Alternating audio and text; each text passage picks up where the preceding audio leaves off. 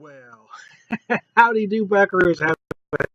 I have a urban chestnut urbanator, but this is going to be one of those videos where it's more of a pub conversation and talking about the beer specifically. But I just wanted to share what beer I was having before I did all that. So let me just read a little bit from their website. It's 8%, 35 IBUs.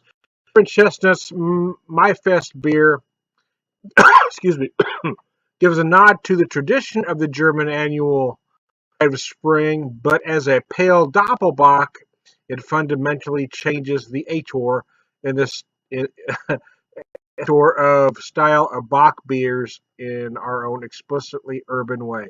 Uh, Hence the urban Ator. It uses Pilsner malt, Hallertau Pearl, Hallertau Tradition hops. So there you go. It's a great beer. I've had it before, but here's what I'm going to do here. What are you going to do, Tom? Pretend like we give a rat's ass about what you're doing, Tom. So, anyways, let me throw a disclaimer out there. I'm not sure this video may get swiped by the folks at YouTube, but I'm going to try something different. I had an idea and just going to run with it. I've been watching. I've been pausing the music as I've been doing videos, but I want to talk about the music specifically. So let me throw a disclaimer out there that I do not own any rights. I have no right to play any of the songs that you are about to hear. YouTube's going to do whatever it has to do. I just want to know that you're going to hear some great songs, and I don't own any. I don't own any of the rights to any of them you are about to hear. Starting with this one. Of course, I don't know how much my PC mic is going to pick up. Don't touch me there, the tube. This is a great tube. See, this is music. I was trying to do some commentary about some of the songs. I think I first heard this song when I was about 14 years old, and it just cracked me up. The tubes were very different from anything that was going on at the time. Their musically, you had elements. Well, here you hear some old school kind of 50s rock and roll. The other stuff had elements of jazz. There's elements of jazz, elements of progressive jazz. There's certainly some rock elements throughout it all. But what they did was, and if you ever saw them in concert, it was more of a performance art, set to music. You know, they were very different. They were just groundbreaking. They were innovative. They did a lot of things different, which made them very non-commercial until their 80s stuff when they started getting some airplay. But don't this song right now? I don't know if you can hear it or not. Don't touch me there. This play. It's absolutely brilliant. If you ever saw them perform it live, you would have been in awe as I was when I saw them perform this live. They were absolutely amazing. But through all the various the the odd music they were doing at the time, a lot of what gets overlooked is the great musicianship behind it all. That they were combining so many elements of music that hadn't been done before that time. I mean, you're going to hear punk, you're going to hear new wave, you're going to hear a lot of jazz, you're going to hear a lot of different stuff. I mean, here you have obviously some 50s-ish background vocals. They were just so different from anything that was going on at the time. They were just an amazing band. Of course, it did get some heat in the 80s when they became more commercial. But you got to do what you got to do to survive. But those songs that, again, that they did in the 80s that became more commercial, that were more radio friendly, I mean, they were great tunes. But if you go back to the stuff they were doing in the 70s, the more performance art pieces were absolutely brilliant. Did I say I own no rights to any of the songs you are about to hear, you sons of bitches? Yeah, I don't know if YouTube's going to let this video go or not. I don't know. I don't know all the legalities behind it. I've tried to, follow the rules and stay within the guidelines and not tick anybody off. Ballroom Blitz by Sweet playing right now. So what I've got playing now is just kind of I have a whole bunch of Pandora channels. So I've got a shuffle thing going on. So Ballroom Bliss by Sweet. Sweet was known more as a glam, 70s glam act. This is a glam tune, but it was one of their heavier tunes for the most part. I don't know how you not love this tune, Noah. It just makes you want to do this. And why wouldn't you want to just do this? Anyways, this is great too. My brother and one of his friends, when we go camping with the family back, before we were, adults. Anyways, we'd all get around the campfire. And this is one of the songs that we knew all the lyrics to that we would sing. That typical campfire song, I know, but we knew the words, man. Are you? Because we do the whole thing. Are you ready, Steve? We do that whole thing, man. We had it down, man. We could all do the different. Of course, we didn't do them well. None of us could sing, but we did the different voices,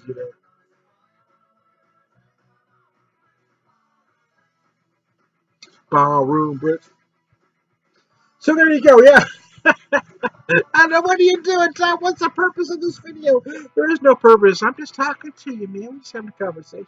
Urbanator. Back to the Urbanator. This is a great beer. I love the hell out of it. 8%, 35 IBUs. It's one I really need to drink slow.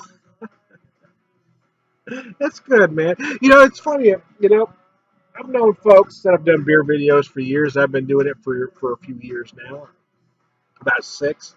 But there are many out there that have been doing it longer than me. Uh, and I started doing them because, well, it was kind of a stress reliever. But when I started looking at beer videos of the time, when I started doing them about 6 years ago, they were all very much the same. They were very formulaic. They were very stale. What you had mostly, folks with absolutely no personality talking about beer. And I wanted to take it a different direction. I didn't really want to do a beer review. I just wanted to have a conversation with the beer. So because of that, I've had folks that really like me because say, Tom, I like what you do. You're very unpretentious. And I've had the opposite. You don't take it serious enough, man. Well, it's beer. Of course, I'm not going to take it that serious, man. I enjoy beer. Nobody loves craft beer more than I do. But at the end of the day, it is just beer, man. It's not. It's not global warming. It's not going to affect the world. Hey, I hope craft beer moves on and go and it lives through everything. I really do. I love this stuff. But let's not pretend it's more important than what it really is, shall we? Anyway, excuse me. I got a burp here. Oh, excuse me. So, anyways, I don't really want to run this video any longer than we already have. I'm going to go through a couple tunes, talk about stuff. Let's have a conversation with them. I'm Tom the Beer Whisperer. Hope you're all having a great day. Hope you're not taking stuff too seriously either. And we'll talk to you later. How do you do, buckaroos? I do not own any of the music you are currently hearing. Hey, I don't know if you can hear this song or not, to be honest with you. I just had sometimes I get an idea. But I want to make it clear that I don't own any of the rights to the songs. But I wanted to play some music. I've been playing music and talking about it. And I thought, well, let's do a video and see. But currently playing right now is Fastway Easy Living. Of course, Fastway featured Fast Eddie Clark from Motorhead. And I'll be damned if I can remember the bass player. I apologize. But the drummer was Jerry Shirley, drummer extraordinaire from Humble Pie. Jerry Shirley was a great drummer. He was overlooked because, well, at the time, I mean, if you weren't Neil Peart, if you didn't do some crazy shit on the drums, you kind of got overlooked. Well, people overlooked about Jerry Shirley is he was steady as a frickin' metronome, and he played the drums damn hard. Go back and listen to early Humble Pie stuff, even Fastway stuff. That guy plays hard. He plays fast. No, he doesn't play a 300-piece drum kit, but he plays damn well, and he's steady as hell, and he doesn't make a mistake. In my opinion, that's why Jerry Shirley was a great drummer, and he should have got more credit than he got. But Fastway, I don't know. Were they a great band? Probably not. But they played some damn catchy, heavy stuff for the time back in the 80s. Easy Living, how do you not love that, man? Maybe some other things that were great as well.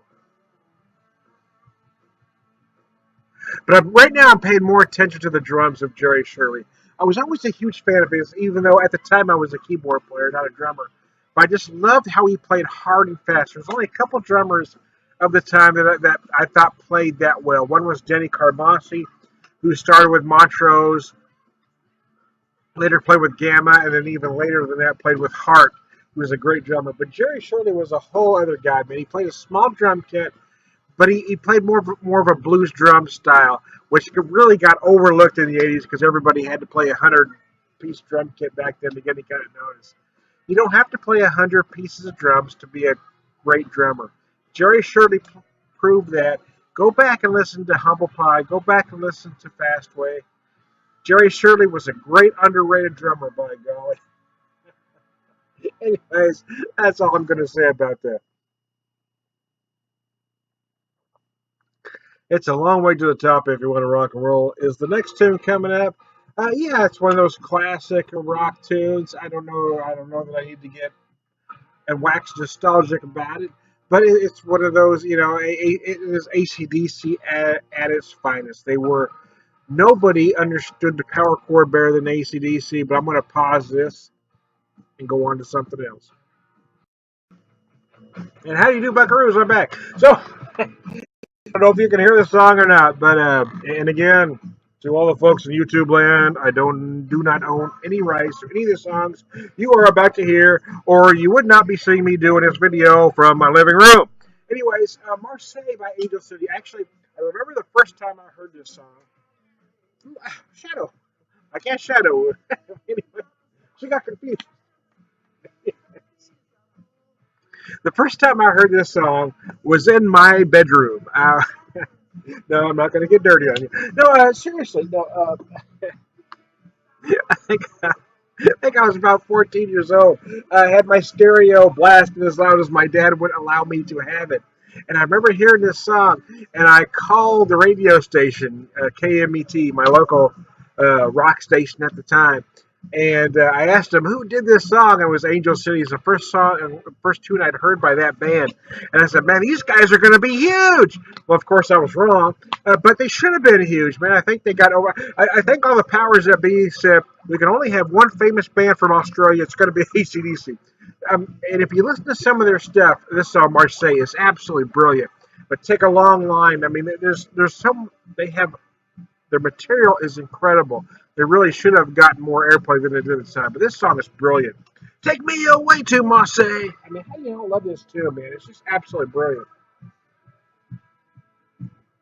I've watched the video for it. I've seen various live footage from it from YouTube. And no matter how you do it, if you hear the studio version, if you hear the live version, it's an incredible tune.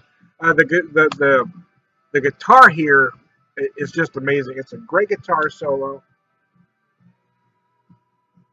Take me away to Marseille. It's one of those tunes that just makes you do this. Shadow wants to get on camera. Playing money to burn. Don't ask a reason why. On the rare occasion I can find this tune, of course I haven't been out in a very long time, but there's been a couple of times that I've actually found this in a karaoke bar, and I just rock the hell out of it. Well, I think so anyway. I'm usually drinking at a time, but it always sounds good to me. Take a chance. You got nothing to lose. How do you not love this song, man? Again, I just think the powers that be at the time that we only get one famous band from Australia. It's going to be AC/DC. I think they kind of got blackballed. I don't know. Maybe I'm paranoid. It doesn't mean somebody isn't out to get me or them because this was a great song. That's a great song, and they had a lot of great material. I think this Urbanator is doing me in, so this is going to be my last video for this evening. I am Tom the Beer Whisperer. I hope everybody gets taken away to Marseille. We'll talk to you later. Love this part.